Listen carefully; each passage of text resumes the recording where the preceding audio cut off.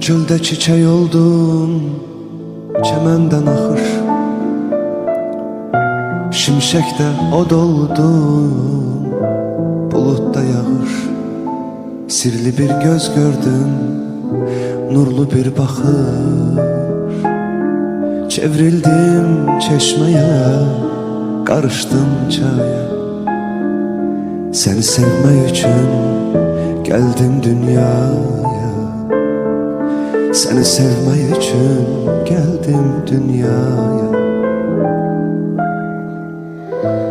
Leyli də, əsli də, şirin də mənəm. Məcnuna, Fərhada, qanad da mənəm. Ölümdə, sevgidə, həyatda mənəm. Şükür Yaradanın verdiği paya. Seni sev